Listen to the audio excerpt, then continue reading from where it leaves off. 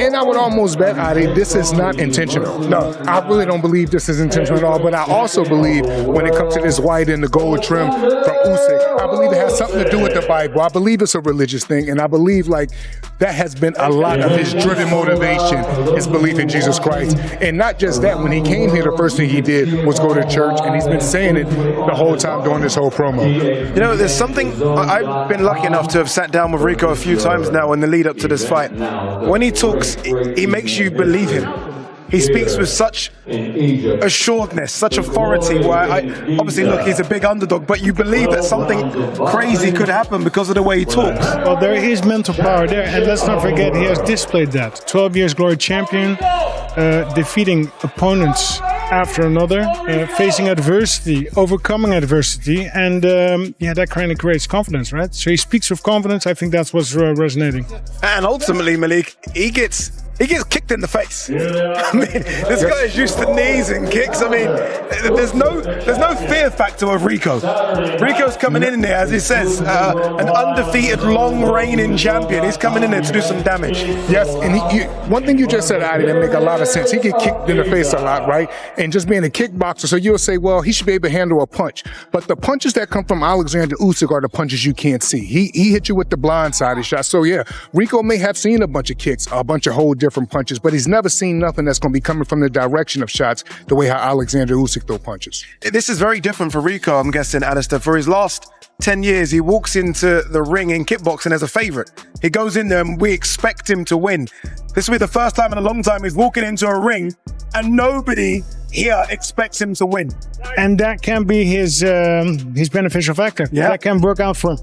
The beautiful country of Egypt already brings so much history with it, and then being so close to the pyramids that have been here for thousands of years, and now we're in 2026 and still Egypt is writing history, and me and Oleksandr are a small part of that history with us headlining this main event on this card. So that's why I say I feel so thankful, and thank you to His Excellency and the whole organization.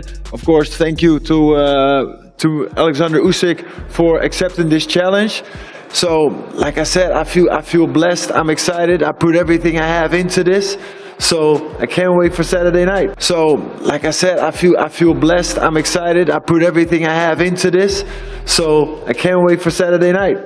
And you've said in the build-up as well, Rico, look, let's talk about the similarities with yourself and Usyk as great champions, rather than the differences. The conversation around Oleksandr Usyk versus Rico Verhoeven is heating up, and predictions from boxing insiders are starting to split opinions.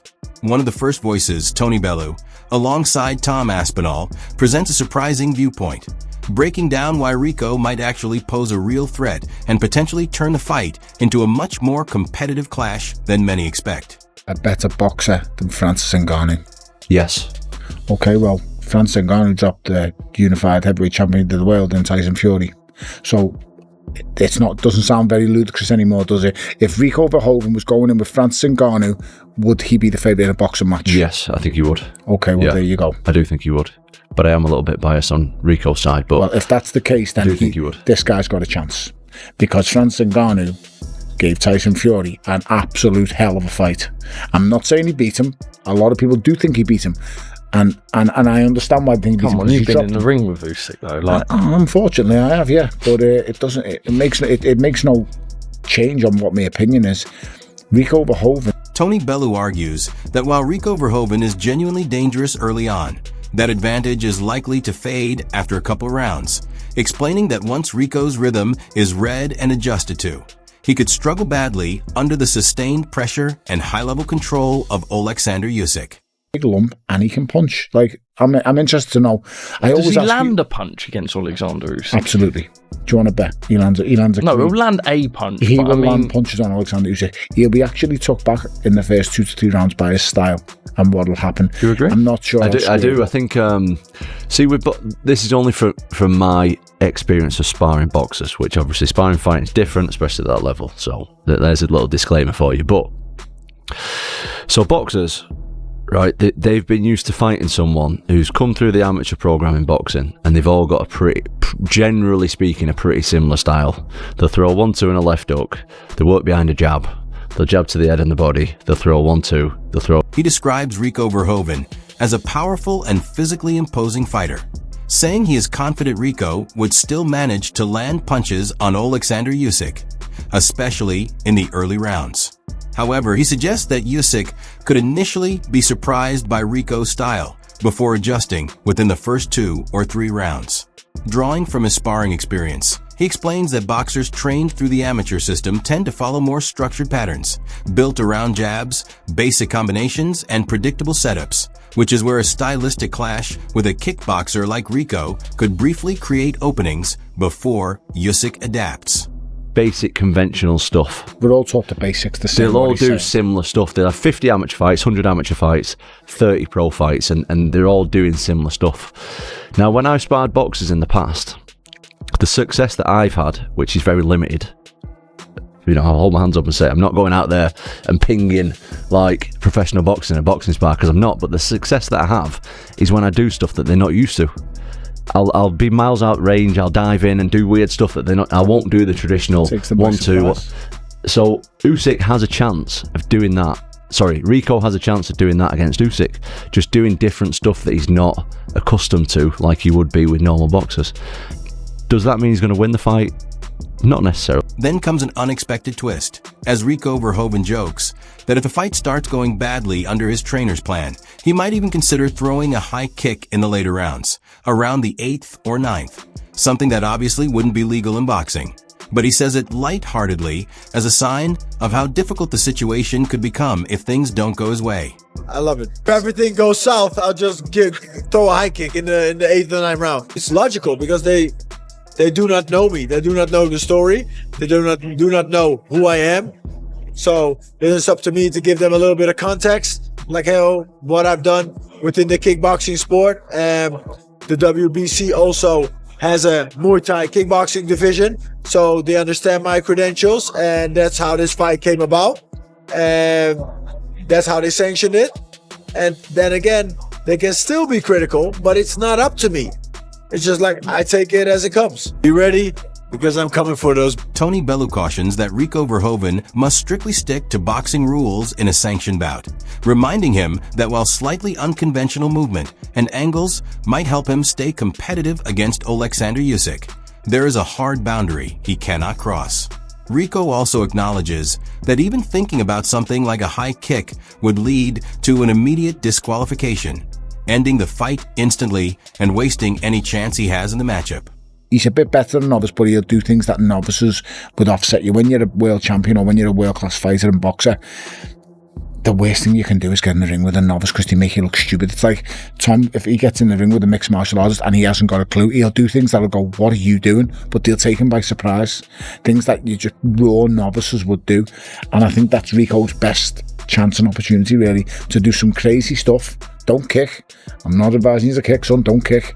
But just coming square on, angles that you won't really expect, taking risks from so far out, it looks stupid, but you'll actually have success by doing it because it'll never have been done to him before, and it'll be very hard to replicate sparring. Teddy Atlas is already sounding a warning, saying that Rico Verhoeven has very little real chance against Oleksandr Usyk, and arguing that although crossover fights are sometimes seen as scripted or overhyped, Usyk doesn't operate within any narrative and takes every opponent seriously.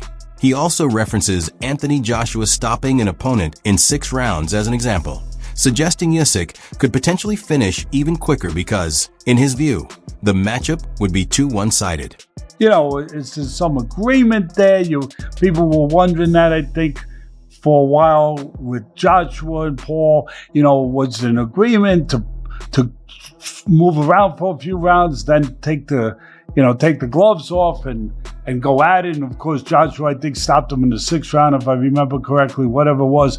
But a lot of people didn't think it was go that long. We got that one right. We had the over. I think it was 3 rounds. We had the over in that one. But Usyk's not the kind of guy that would entertain stuff like that, I don't believe. I think that he does deserve an easy one. The Atlas suggests that the real uncertainty in a potential fight between Oleksandr Usyk and Rico Verhoeven isn't the outcome, but how long Usyk would decide to extend the contest.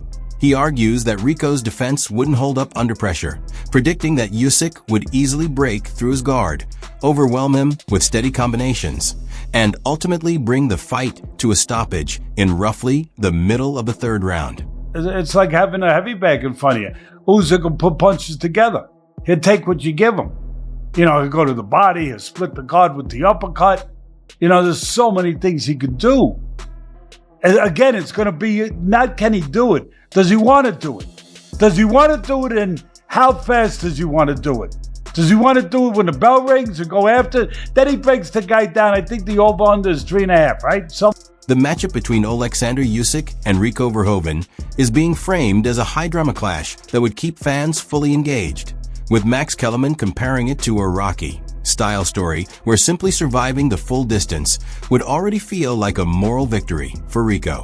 Mike Coppinger adds that even as the underdog, if Rico manages to remain competitive and win a meaningful number of rounds, he would still walk away earning significant respect. Sly stood his ground and made something great. Rocky loses the fight, but by going the distance, he really wins, right? So obviously, if Rico Verhoeven somehow actually beats Usyk, he will have pulled off an all-time upset. But short of that, Mike, what's a win for Verhoeven here?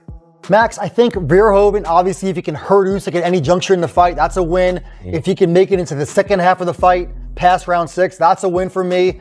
And just being overall competitive and showing his boxing skills, I think people need to remember, Rico Verhoeven is no joke as a... Malik Scott pushes back against the Rocky movie narrative, arguing it's unfair to frame Oleksandr Usyk in that kind of underdog storyline.